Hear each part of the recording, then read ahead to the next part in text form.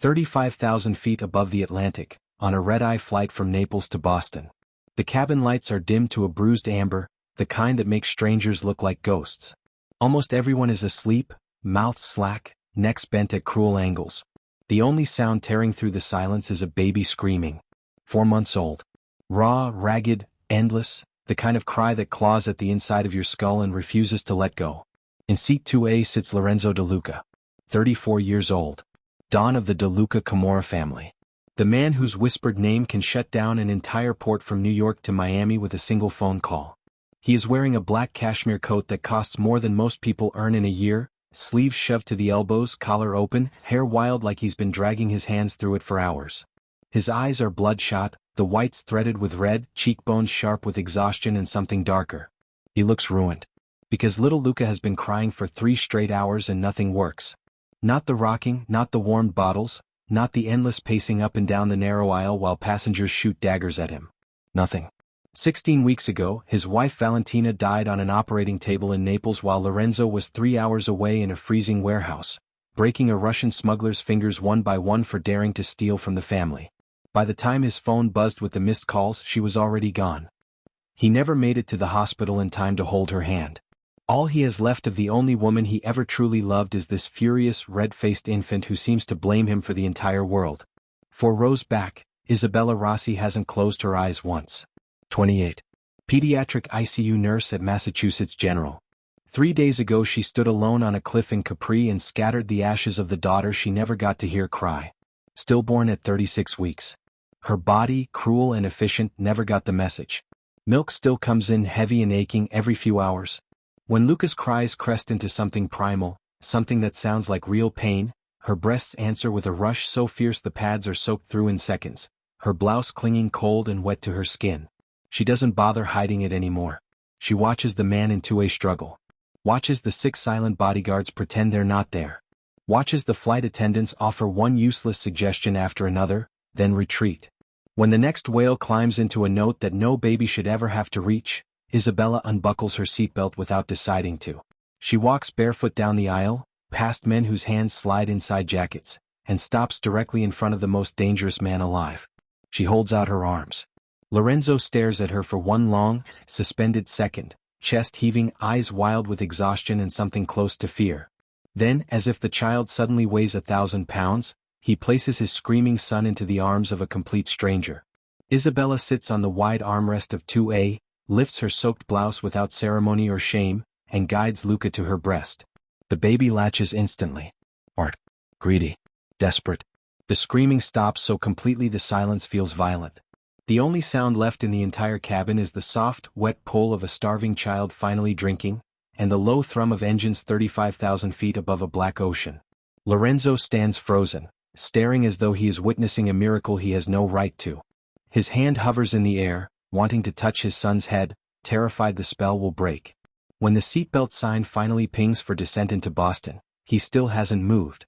When the wheels touch tarmac with a jolt, he is still standing in the aisle. He blocks her path as the other passengers surge forward. "You just saved my son," he says, voice rough as broken glass. "Now I have to save you. You're not going home, Isabella. Not ever." She looks up at him, milk-drunk baby finally asleep against her chest, and feels something ancient and irrevocable slide into place. Because in the old Camorra code, the one the grandmothers still whisper about over coffee in Naples, when a woman who is not blood feeds the Don's heir from her own body, she becomes la madrina sacra, the sacred godmother. Untouchable. Bound to the bloodline until death. 3 black SUVs wait on the tarmac, engines already running. They tear through the pre-dawn streets of Boston, past the empty common, past sleeping brownstones, until they reach a brick mansion on Beacon Hill that looks like it was lifted whole from the hills outside Naples and set down in New England. He carries the sleeping baby inside. She follows because Luca is still latched and because her legs no longer feel like her own. He gives her the nursery tour under soft recessed lights. Everything brand new, everything slightly wrong. The crib too large, the mobile too loud, the blankets too stiff. 7 days, he says, standing in the doorway, hands in his pockets, eyes unreadable. Help him wean. Help him sleep. Then I swear on my blood I'll give you a new life anywhere in the world you want it. Passport, money, whatever you need. 7 days and you're free. She is too tired to answer. She only nods once and sinks into the rocking chair with Luca finally peaceful against her heart. The days blur like watercolors left in the rain. Luca refuses every bottle, screams the moment he leaves her arms. Lorenzo watches from doorways, closer each time, saying he's only checking security, but his eyes linger on the way she hums old Italian lullabies, on the way Luca's tiny starfish hand curls around her finger like it's the only safe place left in the world. On the third night she finds Lorenzo asleep in the rocker with Luca on his chest for the first time, both of them breathing in perfect sync, his large hand spanning the baby's entire back. Something inside her chest cracks wide open. On the fifth night Luca takes 4 ounces from a bottle held by his father and only fusses for 30 seconds when she leaves the room.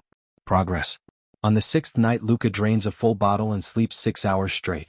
At dawn Isabella walks onto the rooftop terrace wrapped in one of Lorenzo's white shirts because everything of hers is milk-soaked. The city is still asleep under a thin blanket of snow. Lorenzo is already there, shirt open to the cold, drinking grappa straight from the bottle, staring at Boston like he wants to set it on fire. She takes the bottle from his hand, drinks deeply, hands it back. Then she kisses him. It is not gentle. It is grief and hunger and weeks of sleeping 3 feet apart with only a baby between them. His hands fist in her hair, her back meets cold marble, his coat falls forgotten to the terrace floor. The sky turns pink and gold above them and neither of them notices. They don't make it inside. Afterward they lie tangled and shivering on the freezing stone, watching the sun rise over a city that no longer owns either of them. Word travels fast in the shadows. Lorenzo De Luca let an outsider nurse his heir. In public. On a plane full of witnesses. Some of the old men spit and call it weakness. Some of the young wolves begin measuring distances. Then one night everything explodes but not with bombs. Lorenzo flies to New York for 24 hours to keep a shipping dispute from becoming war. He kisses Isabella slow and thorough in the foyer, touches Luca's cheek with one careful finger, promises he'll be back before the baby wakes twice. He leaves 12 armed men, bulletproof glass, a panic room, and his entire heart inside that brick mansion. At 3:07 a.m. every light in the house dies. Every camera goes blind. Every alarm falls silent. 12 men in black drop from the roof and through windows in under 2 minutes, silent as death. Salvatore Moretti's personal kill squad. Isabella wakes to the nursery door splintering. She grabs Luca, runs barefoot down the dark hallway, heartbeat roaring in her ears. A gloved hand clamps over her mouth. A needle bites her neck. The last thing she sees is Luca being lifted from her arms as the world tilts into black. She comes to zip-tied to a metal chair in a concrete box that reeks of salt, fish, and terror. Luca wails in a portable playpen 2 feet away, face purple with rage and fear. Salvatore Moretti sits across from her, legs crossed, cigarette glowing, smiling like Christmas came early. He turns on a camera. Dials. Lorenzo answers on the first ring, still in New York, tie undone, knuckles bleeding from the negotiation he just ended. Moretti presses a gun to Isabella's temple. Drive fast, Lorenzo. 90 minutes. Come alone or I start with the baby. Lorenzo makes it in 87. He walks into the concrete room alone. No guns showing. Hands open. Coat flapping like surrender. The second he sees them, Isabella with blood running down the side of her face, Luca screaming, he drops to his knees. Take the ports, he says, voice eerily calm. Take the city. Take my life. Let them go. Moretti laughs and pulls the trigger. Isabella jerks her head at the last possible second, sinks her teeth into the soft inside of Moretti's wrist until she tastes blood and bone. The bullet explodes into the wall beside her ear, deafening. Then everything is chaos. Lorenzo is on Moretti before the man can aim again, pure animal rage, fists and knees and 17 years of stored hate. He beats the older man to the floor, wraps both hands around his throat and squeezes. Moretti's men freeze. Orders were to keep the woman and baby alive for leverage, not to kill the Don outright. That hesitation cost them everything. But then a small, broken voice cuts through the storm. Lorenzo. Isabella is somehow free of the zip ties, crawling through blood and dust toward Luca. She looks up, hair matted with red, and whispers, "Don't. Don't become him. Not for us. Come home. His hands tremble on Moretti's throat. Moretti is turning purple but still alive. Lorenzo lets go. 3 weeks later he walks into the council of the 5 families in a Brooklyn warehouse, lays his gun on the table and says, "I'm out. Forever. Anyone who touches my family dies screaming." Slowly, they vote unanimously to let him walk away.